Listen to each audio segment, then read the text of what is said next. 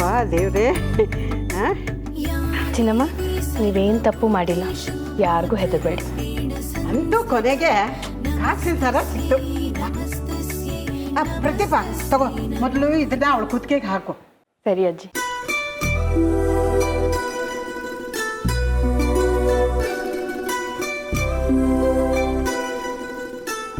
ಪ್ರತಿಭಾ, ಅವಳು ಕದ್ದಿಲ್ಲ ಅಂದ್ರೆ ಕಳ್ದೋಗಿರೋ ಕಾಸಿನ ಸರ ನಿನ್ನ ಅಲಮೈರದಲ್ಲಿ ಹೇಗೆ ಬಂತು? ಹೌದು ಪ್ರತಿಭಾ, ಹೇಗೆ ಬಂತು?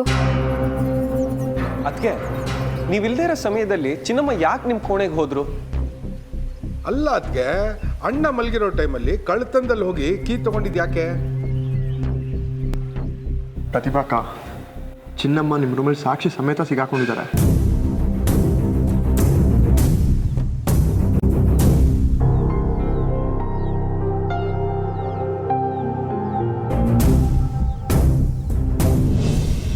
ಪ್ರತ್ಯಕ್ಷವಾಗಿ ನೋಡಿದೆ ಅಂತ ನೀನು ಹೇಳ್ತಿದ್ಯಾ, ಪ್ರಮಾಣಿಸಿ ನೋಡು ಅಂತ ನಾನು ಹೇಳ್ತಿದ್ದೀನಿ.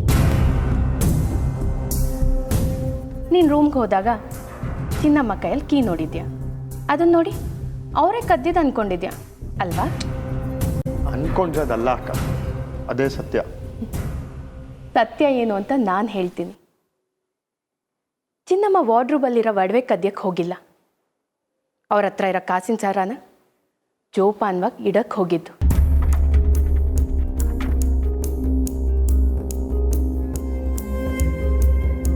ಅದನ್ನ ಇಟ್ಟು ಕೀನ ಬೆಡ್ ಕೆಳಗಡೆ ಇಡಬೇಕಾದ್ರೆ ನೀನು ನೋಡಿದ್ಯಾ? ನಾನು ಹೇಳಿದ್ದು ಸರಿನಾ ಚಿನ್ನಮ್ಮ?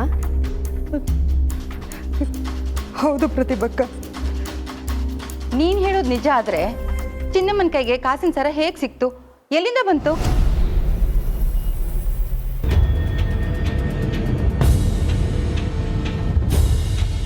ಅದನ್ನ ನಾನು ಹೇಳ್ತೀನಿ.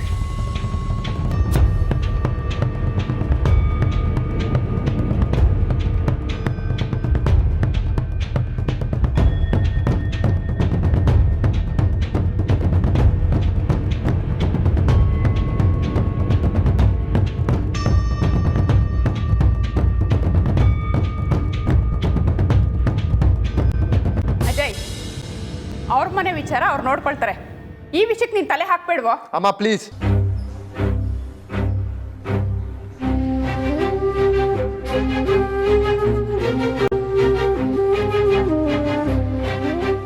ಚಿನ್ನಮ್ಮ ಕಾಸಿನ ಸರನ್ನ ಕದ್ದಿಟ್ಕೊಡ್ತಿರು. ನಾನು ಯಾವಾಗ ರಂಗಪ್ಪನ ವಿಚಾರಣೆ ಮಾಡಿದ್ನೋ ಚಿನ್ನಮ್ಮ ಹುಷಾರಾದ್ರು.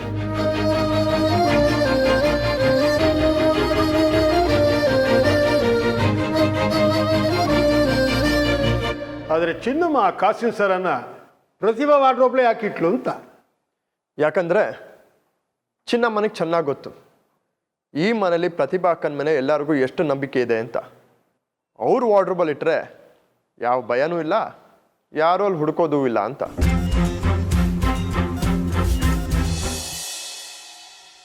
ಅಕ್ಕ, ನಿಜ ಹೇಳು, ಕಾಸಿನ ಸರ ತಗೊಂಡಿದ್ದು ನೀನೇ ತಾನೆ? ಏನು? ಯಾರು ಹೇಳಿದ್ದು ಕಾಸಿನ ಸರ ತಗೊಂಡಿದ್ದು ನಾನೇ ಅಂತ? ಓ, ಆ ಪ್ರತಿಭಾ ಹೇಳಿದ್ಲಾ?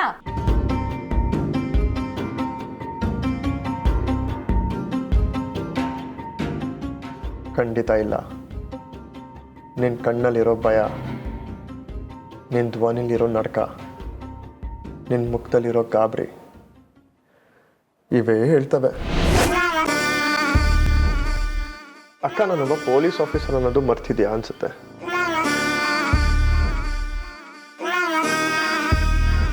ಚಿನ್ನಮ್ಮನವರಿಗೆ ನಿಜವಾದ ಕಳ್ಳರು ಯಾರು ಅಂತ ಕೇಳಿದ್ದಕ್ಕೆ ಅವ್ರು ಏನಂತ ಹೇಳಿದ್ರು ಗೊತ್ತಾ? ಅದನ್ನ ಕೇಳಿದ್ರೆ ನಿಮಗೆ ಬೇಜಾರಾಗುತ್ತೆ ಎಂದು. ನನಗೆ ಬೇಜಾರಾಗಬೇಕು ಅಂದರೆ ಕಳ್ಳರು ನನಗೆ ಸಂಬಂಧಪಟ್ಟಿರೋರೇ ಆಗಿರಬೇಕು ಅಲ್ವಾ? ಈ ಮನೇಲಿ ಕಳ್ತನ ಆದಾಗ ಅಪ್ಪ ಅಮ್ಮ ಇಬ್ಬರು ಬಂದಿರಲಿಲ್ಲ. ಅವ್ರು ಬಿಟ್ಟು ನನ್ನ ಸಂಬಂಧಿ ಅಂತ ಈ ಮನೇಲಿರೋದು ಇನ್ನೊಬ್ಬಳೆ ತಾನೆ? ಅದು ಅದು ಅದು ಅದು ಅದೇ. ಅದಕ್ಕೆ ಈ ವಿಷಯದಲ್ಲಿ ತಲೆ ಹಾಕ್ಬೇಡ ಅಂತ ನನ್ನ ತಡೀತಿದ್ದು. ಅಜಯ್ ಇದೇನಾಯ್ತು ಅಂದರೆ, ಸಾರಿ, ದಯವಿಟ್ಟು ಈ ವಿಷಯ ಯಾರಿಗೂ ಹೇಳ್ಬೇಡ ಕಣೋ. ಈಗ ಮಾಡಿದಕ್ಕೂ ಒಂದು ಕಾರಣ ಇದೆ, ನಾನೆಲ್ಲ ಹೇಳ್ತೀನಿ. I will explain. ಓ, ಅಕ್ಕ ತಮ್ಮ ಇಬ್ರು ಇಲ್ಲೇ ಇದ್ದೀರಾ? ಕೆಳಗಡೆ ಎಲ್ಲರೂ ನಿಮ್ಮನ್ನ ಕರೀತಿದ್ದಾರೆ, ಬನ್ನಿ ಹೋಗೋಣ. ಅಯ್ಯೋ ಬನ್ನಿ, ಅದಕ್ಕೆ ಹೋಗೋಣ, ನೀವು ಬನ್ನಿ.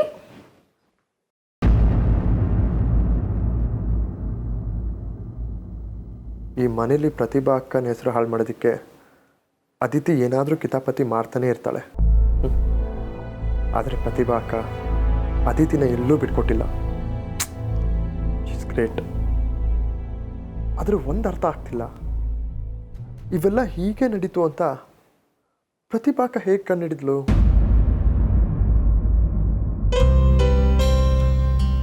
ಯಾಕೆ ಚಿಂಟು ಸಾಹೇಬ್ರು ಡಲ್ ಆಗಿದ್ದಾರೆ?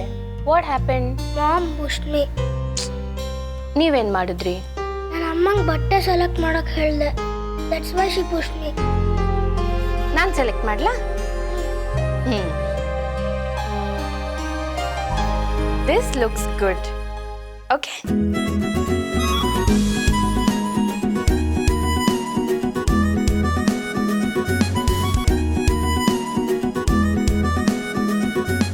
ಹೆಂಡತಿ, ತಾಯಿ, ಸೊಸೆ, ಅತ್ತಿಗೆ ಎಲ್ಲ ಜವಾಬ್ದಾರಿನೂ ಪ್ರೀತಿಯಿಂದ ನಿಭಾಯಿಸ್ತಾರೆ. ಯಾರ ಮನಸ್ಸಲ್ಲಿ ಏನಿದೆ ಅಂತ ನಾಜೂಕಾಗಿ ಪತ್ತೆ ಮಾಡ್ತಾರೆ. ಈ ಪತ್ತೆ ಹಚ್ಚೋ ಗುಣ ಈ 4 ಗೋಡೆಗೆ ಸೀಮಿತ ಆಗಬಾರ್ದು, ಪ್ರಪಂಚಕ್ಕೆ ಗೊತ್ತಾಗಬೇಕು. ಅದಕ್ಕೆ ನಾನು ಮೋಟಿವೇಟ್ ಮಾಡಬೇಕು, ಮಾಡ್ತೀನಿ.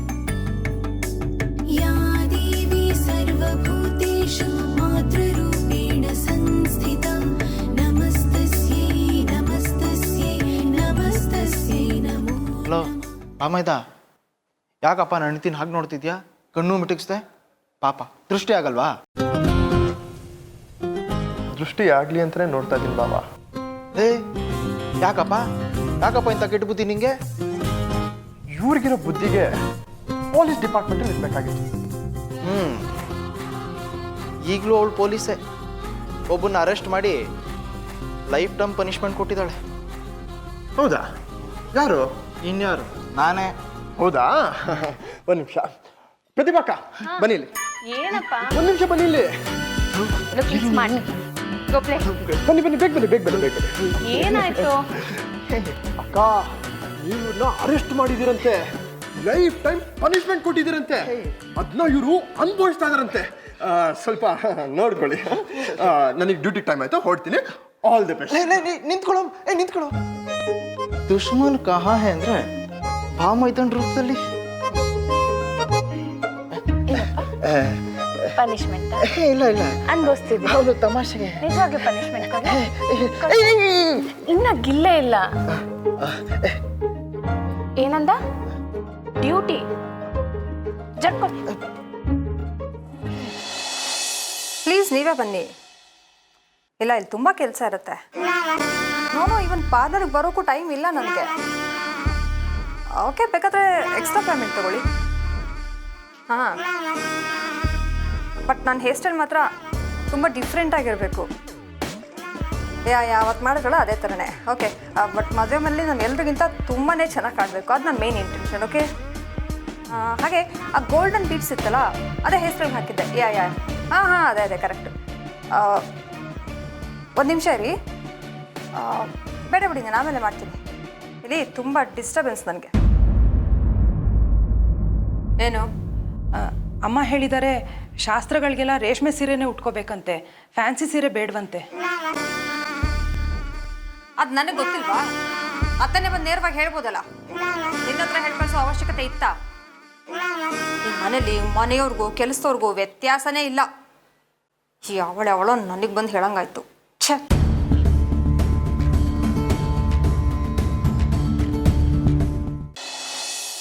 ಅಕ್ಕ, you are a genius, brilliant ಅಕ್ಕ.